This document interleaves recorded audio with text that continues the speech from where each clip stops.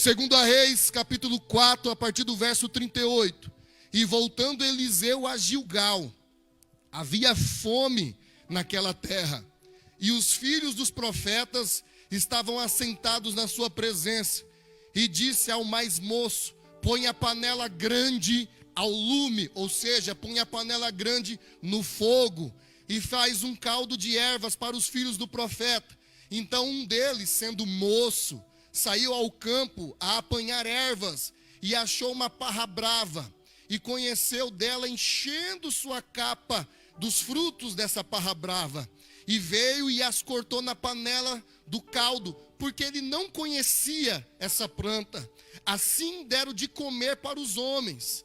E sucedeu que, comendo eles daquele caldo, clamaram e disseram: homem de Deus, há morte na panela, e não puderam comer. Verso 41, porém ele disse: trazei farinha, e colocou na panela, e disse: dai de comer o povo. E já não havia mais nenhum mal na panela. Pode se assentar glorificando, exaltando o nome de Jesus.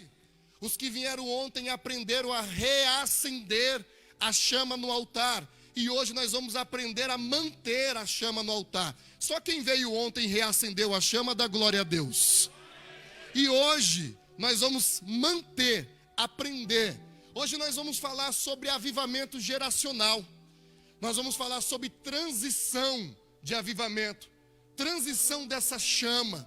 Nós vamos aprender 3 malefícios que dificultam essa transição, mas também 3 qualidades que ajudam, que beneficiam essa transição. Lá em Levítico 6, vai dizer, quando Deus está dando orientação aos sacerdotes, vai falar assim, que diariamente precisa tirar a cinza do altar de bronze, e precisa colocar lenha no altar. Por que essa característica? Por que essa orientação de tirar cinza? Porque o acúmulo de cinza, muita cinza, sufoca o fogo no altar de bronze. E automaticamente, se essa cinza não for retirada, esse acúmulo de cinza apaga a chama que está no altar de bronze. Preste atenção, a cinza, ela não era removida de qualquer jeito. E nem tampouco essa cinza era colocada em qualquer lugar. Havia uma ornamentária, havia uma política, uma organização, uma cerimônia para tirar aquela cinza do altar. Havia uma vestimenta especial que o sacerdote colocava, subia ao altar, tirava aquela cinza, trocava de roupa, colocava outra roupa, para pôr aquela cinza em um lugar. E não era qualquer lugar, o texto deixa muito claro que era um lugar limpo. Existem alguns pregadores por aí dizendo que é necessário Deus assoprar a cinza do altar para a chama não apagar. E não é desta forma, porque hoje o Espírito Santo me conduz a aplicar cinza como ministério que já queimou, e a lenha nova como ministério desses adolescentes que vai começar a queimar. Eu já começo a aplicar e aprender nesta noite. Alguns pregadores dizem que tem que assoprar a cinza, e não é assim.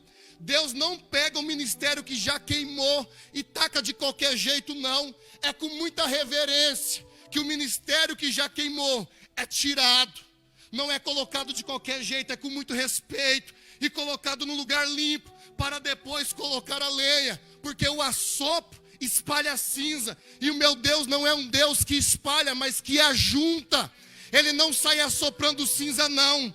Ele pega com muito respeito, porque meu Deus reconhece aquele que já fez na sua obra. Aquela lenha que já queimou e hoje é cinza, com todo respeito, ele pega e coloca um lugar à parte, mas um lugar limpo. Primeira característica para os adolescentes, para os jovens que me ouvem, para manter essa chama acesa no altar, para ter uma transição de geração, o avivamento. Primeiro, precisamos respeitar os mais velhos da nossa igreja. Precisamos respeitar o ministério que está queimando ou já queimou. Tem muito adolescente, muito jovem falando assim: precisa tirar essa velharada do altar. Tem muito jovem e adolescente dizendo assim: agora é com nós, é do nosso jeito. E não é assim, não. A lenha no teu corpo que vai queimar, já queimou primeiro na geração anterior. Você quer viver um avivamento? Primeiro aprenda a ouvir aqueles que estão trazendo o avivamento até nos dias de hoje. Quantos estão entendendo e já pode glorificar e exaltar o nome de Jesus? Porque o ministério, a lenha que vai queimar no teu corpo, já queimou no corpo dele. Isso fala sobre experiência. A chama que a tua lenha vai manter acesa, já foi mantida acesa primeiro pelo corpo deles. Por isso que a primeira característica aqui é saber ouvir, é saber respeitar. Como eu disse aqui ontem, eu sou fruto de pais e mães espirituais. Estava conversando na noite passada com Esdras, com Adão, com Chirizisque, dizendo como que eu fico maravilhado de ver como nós vimos aqui os adolescentes, cheios do Espírito Santo de Deus, cheios da presença sendo renovado. Porque eu fico maravilhado? Porque eu já estive naquele lugar também. Eu comecei na igreja com 6, 7 anos de idade sozinho. Só que Deus levantou mães e pais espirituais para me adotar, para me guiar no caminho. Eu me lembro, em memória, do evangelista Oswaldo Penha, um senhor de idade, cabelinho branco. Meu Deus, todos os domingos, quando terminava a escola bíblica dominical, eu, uma criança de 9, 10, 11 anos de idade, quando acabava a EBD, ele com uma mão pegava na minha mão, na outra segurava a pasta dele, que estava dentro da pasta a Bíblia e a harpa. E ele descia a rua da igreja de mão dada comigo, ia até a casa dele. Quando chegava na casa dele, ele pegava um pacote de paçoca, 1 litro de tubaína e a Bíblia Sagrada. Começava a ler a Bíblia para mim enquanto nós comíamos paçoca e tomava tubaína. Eu acho que ele não sabia o que ele estava plantando na minha vida. Ele não sabia a analogia que ele estava fazendo na minha vida.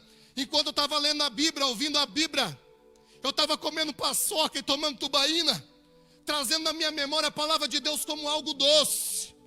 É por causa desse ministério que queimou na vida dele, que ele não está mais entre nós, que hoje esse ministério continua queimando na minha vida hoje. Ei! Respeita aqueles que estão plantando na tua vida. Respeita adolescentes jovens a sua liderança. Respeita o seu pastor. Se hoje você está aqui, alguém com um facão desbravou lá atrás. Essa igreja mesmo com certeza tem muita história. Antes de ser um templo tão bonito como esse, com certeza muitos choraram, muitos colocaram a mão na massa, muitos oraram, muitos clamaram. Eu ouvi falar que tem uma irmã aqui que é uma das mais antigas que está aqui. Quantas lágrimas que tem nesse altar que caiu nos olhos dela, mas nenhuma lágrima que caiu nessa terra caiu em vão. Todas elas produzem frutos, que é a minha e a sua vida hoje. Quantos estão entendendo e pode glorificar e exaltar o nome de Jesus?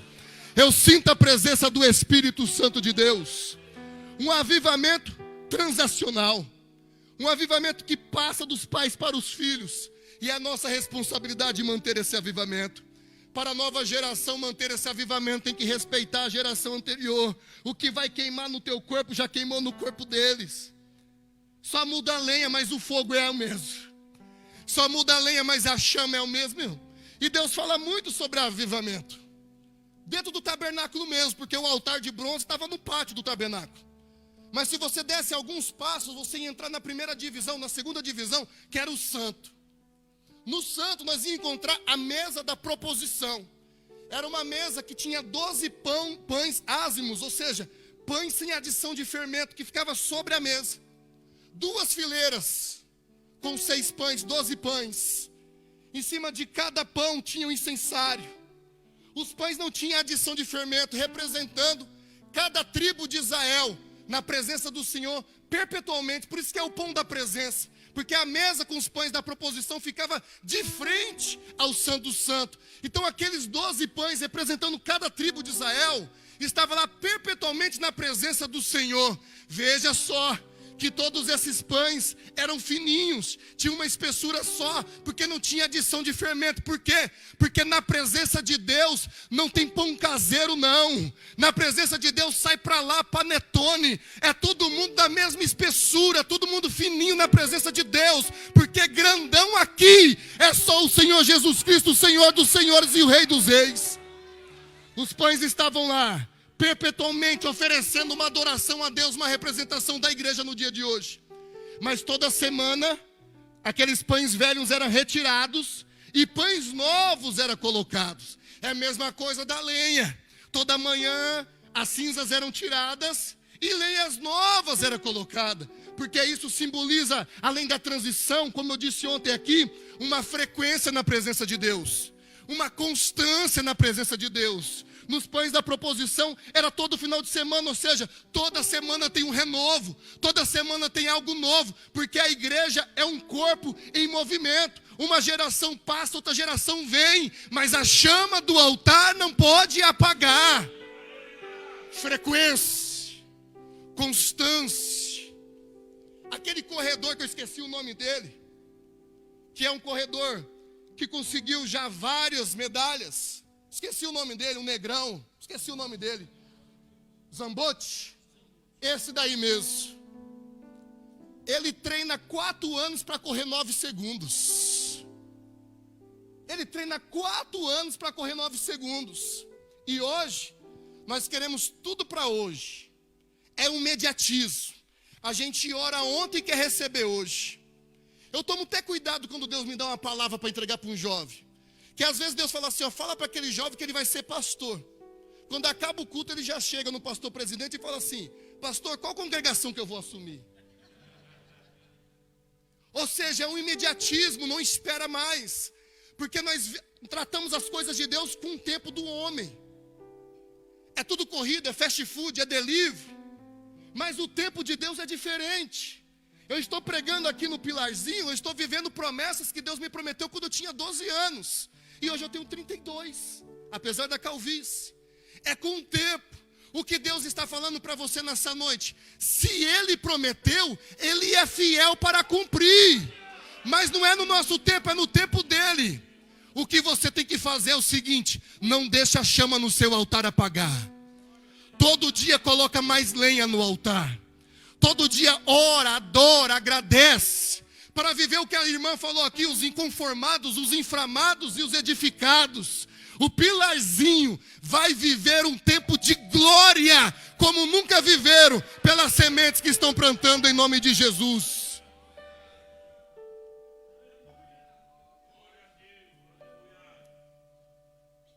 Introduzindo, posso ir para o texto, em 2 Reis. Existem alguns problemas que dificultam essa transição. Primeiro, a fome. Veja que no verso 38 diz que havia fome na terra. A terra estava passando por um momento de fome. E ter fome é um grande problema, sabe por quê? Quando você sente fome, você não escolhe o que comer. Quando você escolhe muito o que comer, é que tem bonança na sua casa. Eu me lembro quando eu viajei a missões no Peru, no ano de 2018, fiquei uma semana lá. E eu me lembro que depois a gente fazia um trabalho missionário em Chiclayo, em um dos bairros lá missionários. A irmã da Marta falou assim, missioneiro, venha cá e me caça, tenho algo especial para os TED. Quando vem com algo especial, você já pode desconfiar. Eu entrei na casa da irmã, muito simples. O único móvel que tinha era uma mesa, chão de barro, as paredes de barro. Quando eu sentei na mesa dela, ela me ofereceu cuy com papas. O que é? É o hamster com batatas. Só que quando eu comi, eu não sabia que era hamster. O que a gente coloca aqui como bichinho de estimação lá, ó, come. E eu vi aquela carninha bem pretinha assim. Falei, vamos comer, né? Comecei pela batata. E aí comi, ficou só as costelinhas no prato. Aí a irmã falou assim, o missionário gostou, né? Aí o menino Daniel, que trabalha lá, falou assim, ó, você sabe o que você comeu? Eu falei, não sei, não quero nem saber. Tô brincando. Ele falou, você comeu hamster. Aí eu falei para a irmã, estou cheio. Já estou cheio, irmã. Brincando. O que eu quero exemplificar? Ela me ofereceu o melhor que ela tinha na mesa dela. Ela me ofereceu o melhor. Quando a gente escolhe muito o que comer, não quer comer ovo, não quer comer arroz, não quer comer feijão, é que as coisas estão boas. Mas quando se há fome, você come o que tem. Você não escolhe muito. Com certeza os irmãos já assistiram algum documentário de um avião cair num lugar inóspito. ficarem aquelas vidas que sobreviveram à queda muitos dias. E quando termina o suprimento deles, eles começam a pensar a comer aqueles que não resistiram. A Bíblia também diz isso. No período do rei Zedequias em Judá, Judá ficou sitiada por 18 meses. Alimento não entrava. A Bíblia vai dizer que os pais começaram a comer os seus próprios filhos. Porque entra o instinto de sobrevivência. E quando vem para o âmbito espiritual, isso é um grande problema.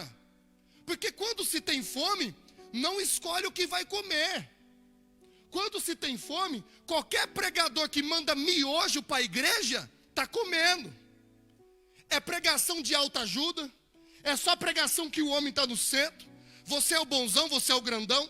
É 5 técnicas para ser missionário, é 5 técnicas para ser bilionário, é 3 técnicas para ser um querubim ungido. Só coloca o homem no meio. Por isso que a chama apaga. Mas se você veio hoje pensando que eu vou jogar miojo para você comer, você perdeu o teu tempo, porque hoje nós vamos comer o pão que é a palavra de Deus. Hoje eu vim pregar uma palavra que ressalta unicamente o nome do Senhor Jesus o Cristo. Uma palavra que reacende a chama no altar. Uma palavra que te renova, te liberta, te salva. Uma palavra que tira o mendigo lá do lodo e coloca em cima do altar, se for para fazer a vontade de Deus. É um perigo, Deus vai colocando coisa na mente da gente que a gente nem planejou. É um perigo quando a gente começa a crescer no ministério. A gente começa a se achar. Só que eu sirvo um Deus que, se você apaga a sua chama e você não quer acender, Ele pega um andarilho lá do centro de Curitiba e coloca no teu lugar.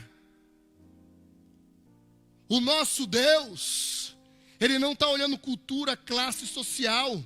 Ele não está olhando a sua economia, Ele não está olhando as suas graduações, as suas pós-graduações. O nosso Deus está olhando o seu coração. E o Deus que está no céu hoje está sondando só aqueles que vieram adorar em espírito e em verdade. Só quem veio adorar. Você pode levantar as suas mãos, glorificar e exaltar o nome de Jesus? Eu vou continuar pregando e eu tenho que pregar aqui. Mas eu vou dar um minutinho para você adorar a Deus. O Espírito Santo me incomoda para isso. Vai adorando. Adora a Deus aí. Quem tem glória dá glória, quem tem aleluia dá aleluia. Se você é batizado no Espírito Santo, você pode falar em línguas estranhas. Nós estamos numa igreja pentecostal. Mas se você não é batizado não, ainda não espera o apelo não, que não tem varinha mágica não. Começa a dar glória e aleluia que Deus pode te batizar ainda aí no banco aí, vai. Dá glória aí. Dá aleluia aí. Oh Deus, bendito e exaltado é o nome do Senhor Jesus. O primeiro problema é a fome, mas o segundo é inexperiência. Porque o texto vai dizer que esse moço, ele não pegou parra brava, planta venenosa, por maldade não. O texto vai dizer que ele não conhecia o que ele pegou para pôr na panela. Pastor Ademar Couto, o senhor cozinha, pastor? É mesmo? É? Tá bom, eu só sei cozinhar, o ovo fritar eu não sei. Mas os irmãos aqui que cozinham, eu imagino que se os irmãos for receber um convidado na sua casa, os irmãos vão experimentar aquilo que está cozinhando. Vai dar aquela chupadinha aqui para ver se está com muito sal, pouco sal, se a temperatura está boa. Se passar um cafezinho, eu acredito que o irmão vai tomar uma primeiro. Porque você não vai oferecer para sua visita aquilo que você não experimentou. Mas esse moço, por falta de experiência, ele pegou uma planta que nem conhecia, que a fome também faz isso, falou, é isso mesmo que nós vamos colocar aqui na panela. Sabe por que a nova geração muitas vezes não consegue manter a chama acesa? Porque quer oferecer para a igreja aquilo que nunca experimentou. Começa a falar sobre lenha queimando no altar, mas o seu corpo nunca foi queimado por um palito de fósforo. Quer falar sobre santidade, mas não vive santidade. Quer falar sobre oração, mas a oração dele é uma reza, é rapidinha do almoço e do jantar. Mas hoje, para manter a chama acesa, o que Deus está falando que é tempo de viver experiências com Ele, para manter a chama acesa. É tempo do pilarzinho se aproximar ainda mais de Deus, para os pregadores desta casa pregar com fogo. É tempo dos cantores buscar mais experiência para louvar com unção. O que Deus está falando em 2022 é tempo de viver experiência comigo. É tempo de buscar a Cristo para reacender a chama. É tempo de ter experiência para pregar com unção. É tempo de ter experiência para pregar com poder. É tempo de viver experiência, adolescentes. Experiência. Você que Deus falou ontem para você que você vai ser um pregador, né? Eu vi você com uma mão um microfone e com a outra uma caneta. Você tem que botar em prática isso já. Deus prometeu, e isso eu estou aplicando para ele que Deus falou, mas serve para todo mundo. Só que tem promessas de Deus que é condicional. Ele promete, tem que ter a nossa ação. Se eu te vi com um microfone na mão, talvez você já até pregue, você tem uma Bíblia aí, tem que estar lendo diariamente, pelo menos um capítulo por dia. Tem gente que recebe a promessa de Deus e senta e fica lá esperando. Só que hoje Deus está dizendo aqui para essa igreja, que essa igreja vai viver experiências miraculosas e sobrenaturais, mas precisa buscar a presença de Deus.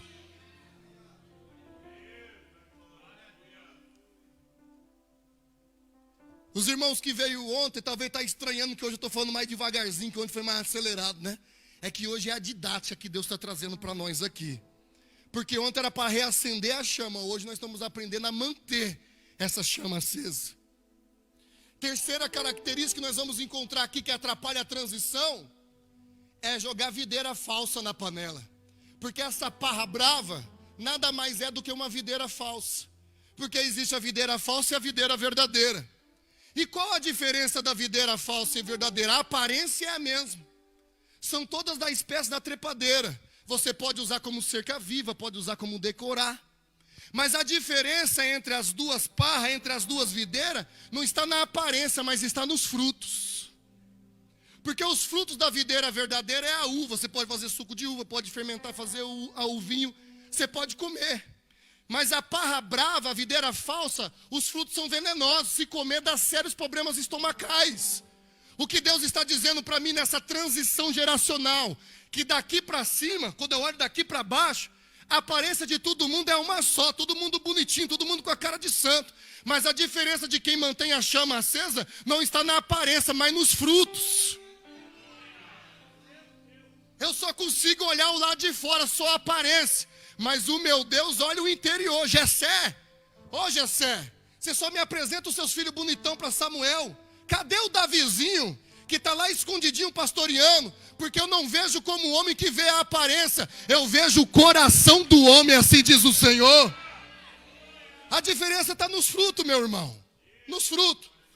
É todo mundo meio parecido. Coloca nós aqui para fazer uma foto. Todo mundo meio parecido. Não dá para identificar quem é mais santo. Mas a diferença está nos frutos. Por isso, que enquanto um joga a parra brava, a videira falsa, eu venho hoje jogar a videira verdadeira, que é o Senhor Jesus Cristo. Eu sou a videira verdadeira, vós sois os ramos. Os ramos que não dá fruto, eu corto e lanço no fogo. E não é no fogo do Espírito não, é o fogo consumidor.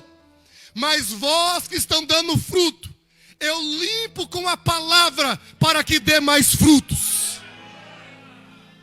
Galho que não dá fruto é cortado, lançado no fogo.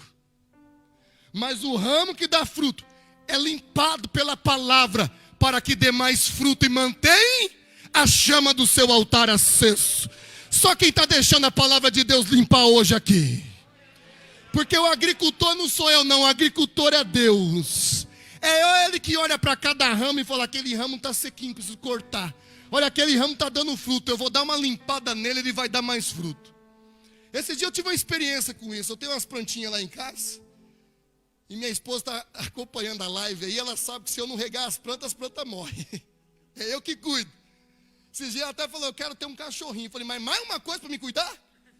Já cuido da minha esposa, cuido do meu filho, cuido das plantas. Quer arrumar um cachorrinho para me cuidar? Não vou ter cachorrinho não. E as plantas é interessante, eu só estava regando elas. Só regando. E elas crescendo. Daqui um dia eu olhei para as plantas, choveu, elas estavam tudo prostradas assim. Eu falei, acho que está adorando a Deus. Está tudo prostrado. E eu não sou da área, eu não entendi. Aí eu tirei uma foto e mandei para o paisagista. Eu falei, olha, minhas plantas estão tudo prostradas, não faz, quem deixa elas em pé? Ele falou, é excesso de folhas. Você tem que podar, pega 5 dedos assim do tronco e poda. E não é mesmo? Parece mágica. Quando eu cortei na hora, ela ficou em pezinha. Aí o Espírito Santo já falou comigo na hora assim. Falou, por isso que eu limpo. Por isso que o agricultor Deus vai dando umas cortadinhas. Porque muitas vezes os meus filhos estão apagando a chama por causa do excesso das folhas que está carregando. Por isso que ele corta. É por amor a ti. É porque ele vê que você está prostrando, que está apagando. Aí ele vem e corta umas folhinhas. Eu sei que dói, mas dói mais nele. Porque quando eu cortei eu fiquei com dó. Passando a faquinha e com dó. Mas eu vi que era bom. Que no mesmo dia aquilo que estava caído levantou. Ei, se você está sentindo o nosso agricultor podando os seus raminhos aí, não fica bravo não, é que ele ama você. É por amor, dói na hora, dói. Mas não é para a morte não, é para a vida, meu filho. Você está andando muito prostrado, o fogo está apagando. Mas hoje a palavra te limpa e te levanta em nome do Senhor Jesus. Quantos estão sentindo a presença do Espírito Santo de Deus?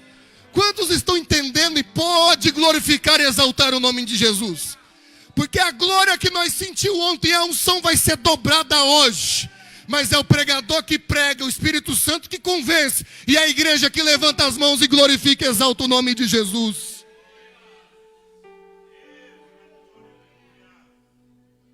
Chega de problema, né? Nós aprendemos aqui bastante com o problema. E quais são os benefícios, pregador? Primeiro, veja que quando ele colocou a parra brava, a Bíblia diz que era um panelão. Uma panela grande no lume, uma panela grande no fogo. Naquela panela, todo mundo comia naquela panela. Essa é a primeira vantagem para ter transição de avivamento. Existem cinzas que não querem passar o bastão para as novas lenhas. Do mesmo jeito que tem lenha que não respeita a cinza, tem cinza que não quer passar, não quer transitar. Segura o bastão de fogo e não quer passar não. Não quer. No motivo adolescente, no motivo jovem, não apoia. Mas aqui, meu irmão, essa panela grande no fogo representa a igreja. Por que representa a igreja? Porque aqui não tem panelinha não. Sai para lá com o seu tapuezinho. Aqui todo mundo come é numa panela só, é a panela grande. O pão que é lançado não é para grupinho B. Tem igreja por aí que é assim. Se o congresso é dos jovens, vai ser bem. Se for dos adolescentes, é fraco.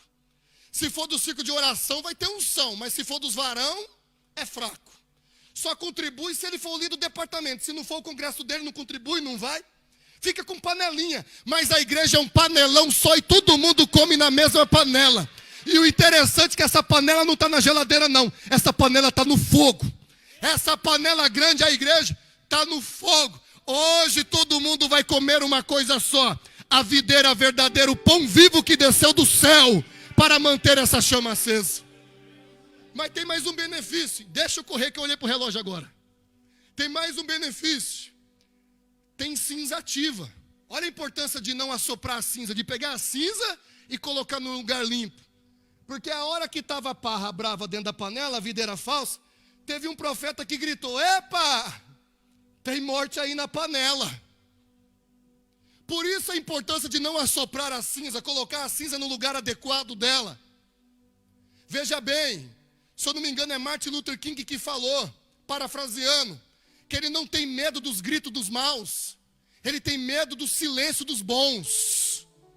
Muitas vezes nós que já temos mais experiência, olhamos o adolescente e o jovem fazendo errado e somos omissos.